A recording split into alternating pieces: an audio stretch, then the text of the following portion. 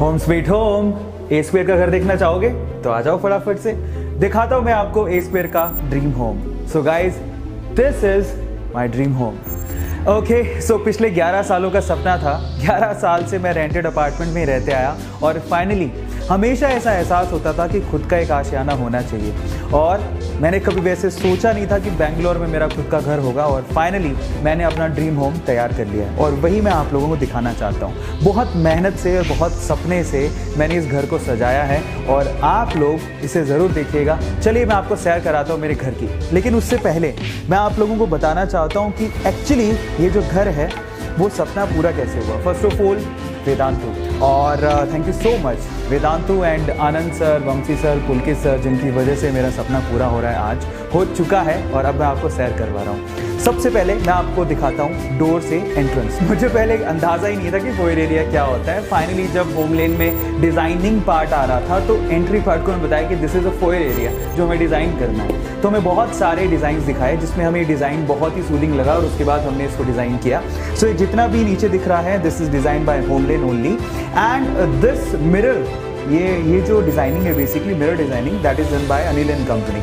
So basically यहाँ पर carpentry work है बहुत ही खूबसूरत, और उसके बाद बुद्धा जी हमने यहाँ पर विराजमान किया है, और बेसिकली बुद्धा जी हमने लिया था होम सेंटर से। सो बहुत ही ब्यूटीफुली क्राफ्टेड है, और हमें मतलब हम चाहते हैं कि कोई भी अंदर आए तो एक पॉजिटिव एनर्जी के साथ अंदर आए, जिसे बहुत अच्छा फील हो। तो इसीलिए हमने बुद्धा जी से अच्छा मतलब पीस का कोई सिंबल हो नहीं सकता, तो हमने सोचा कि क्यों ना बुद्धा जी को यहाँ पर रखा जाए। तो वो प्लान था इसके पीछे। तो दिस इज फोयर एरिया, आपको दिखाई दे रहा है। आई थिंक आप लोगों को देख के अच्छा भी लग रहा होगा। चलो अब मैं आपको दिखाता हूँ फोयर एरिया के बाद हमारा लिविंग रूम। सो गाइज, हम लोग ऐसा चाहते थे कि हमारा जो लिविंग एरिया है वो बाकी एरिया से थोड़ा अलग दिखे, क्योंकि जब हम लोगों ने फ्लैट परचेज़ किया था तो ये एरिया कॉमन था किचन के साथ, इस एरिया के साथ। तो यहाँ पे हमने खूबसूरत पार्टीशन बनवाया। ये पूरा वुड पार्टीशन है जो कि अनिल एंड कंपनी ने बनाया। सो ऑसम आर्किटेक्चर का एक नमूना कह सकते हो आप लोग, बहुत ही ब्यूटीफुल है, और ये एक्चुअली बाकी एरिया को लिविंग एरिया से अलग करता है। सो उसके बाद चलते हैं द लेविश लिविंग एरिया में। मैं चाहता था यार मेरा लिविंग एरिया ऐसा हो जहाँ पर मुझे भी मतलब अगर कोई सुनहरे पल बिताने हो तो मुझे बहुत बहुत बहुत रिलैक्स फील हो, और ऐसे ही हमारे आने वाले गेस्ट को भी रिलैक्स फील हो। सो इन दैट केस यहाँ पर हमने काफ़ी चीज़ें लगवाई हैं। ये जो आपको अभी सोफ़ा दिख रहा है सेंटर पे, सो ये हमने अर्बन लैडर से लिया है। और ये जो चेयर आपको दिख रही है विंग चेयर, बेसिकली ये हमारे शुभम डी डेकोर से ये कम्प्लीटली जो डिज़ाइन किया है बेसिकली ये डी डेकोर से है, और ये शुभम डी डेकोर वालों ने डिज़ाइन करके दिया है। और ये एक गणेश जी हमारे पहचान के हैं, शुभम डी डेकोर, जो बेंगलोर में बहुत ही अच्छा उनका डी डेकोर का काम है। सो उनसे बहुत अच्छा प्यारा ट्यूनिंग सेट हो गया था, और फाइनली उन्होंने विंग चेयर हमें डिज़ाइन करके दी, और जो हमारे लिविंग एरिया को चार चांद लगाती है। अर्बन लैडर का नो डाउट वो सोफ़ा भी बहुत ही क्लासी है। सो हमने ट्राई किया जितना लेविश बना सकते थे उतना लेविश। इसके अलावा एक सेंटर टेबल भी है। सो अगेन आप लोग देख सकते हैं वो भी पूरी कम्प्लीटली वुड की है। ओके, सो बस इसके पीछे का मकसद ये था कि मतलब यहाँ पर बैठ के बहुत रिलैक्स फील। कर्टन्स हमने again D decor, Shubham D decor से डिज़ाइन, एंड यहाँ पर जो कर्टन्स आपको दिखाई दे रहे हैं वो हमने वहीं से ही लगवाए हैं। सो ये पूरा डी डेकोर के ही कर्टन्स हैं। सो इस लिविंग एरिया की खास बात एक और है, वो है यहाँ का आउटर व्यू। चलो मैं आपको दिखाता हूँ। सो गाइज, ये 21st फ्लोर है, और बेसिकली इस व्यू की वजह से हमने इस फ्लैट को परचेज़ किया था।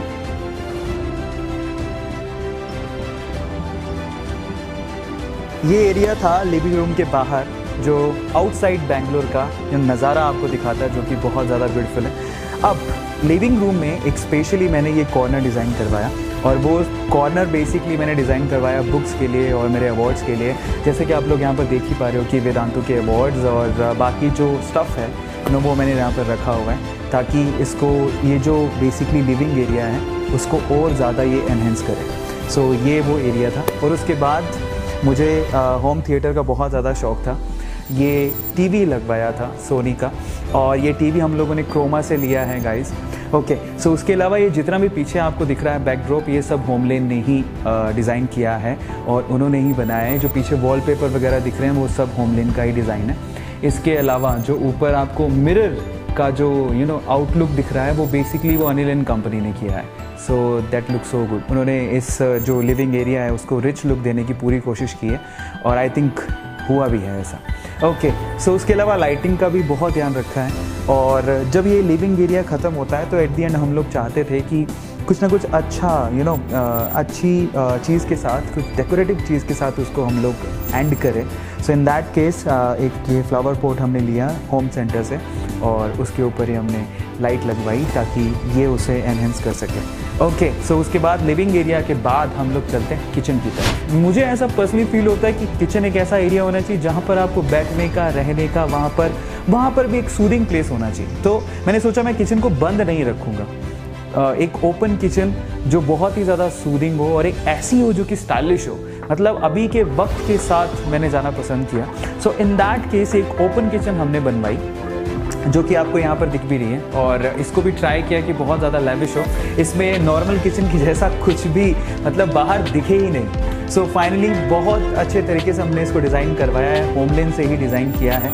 और यहाँ पर एक फ्रिज जो आपको दिख रहा है बेसिकली ये भी बहुत ही हमने क्रोमा से अगेन परचेज़ किया जैसे हमने टीवी परचेज़ किया था और हमने कोशिश की कि कुछ ऐसा हो। मतलब मुझे वाइट कलर बहुत अच्छे लगते हैं और मैं चाहता था मेरे घर में वाइट, लाइट ग्रे ऐसे कलर्स यूज़ हों जो कि बेसिकली ब्यूटी को एनहेंस करें और आपको कभी भी ना आंखों में चुभे नहीं। एक सूदिंग होना चाहिए, मतलब आइज़ में ना देखने के बाद चुभन नहीं होनी चाहिए। ये जो ब्रेकफास्ट काउंटर भी डिज़ाइन किया है उसमें जो ये आपको दिख रहा है वो वाइट मार्बल है। सो ये वाइट मार्बल है और ज़्यादातर हमने वाइट या फिर लाइट कलर ही चूज़ किए हैं। हमने कोशिश की है कि जब हम किचन में आएँ हमें बहुत अच्छा महसूस हो, मतलब ऐसा नहीं कि सिर्फ खाना बनाओ और जाओ, ऐसा नहीं, यहाँ पर बैठे रहें, बातें करें। सो ऐसा एक एरिया बनाना चाहता था। तो ये किचन है ओवरऑल।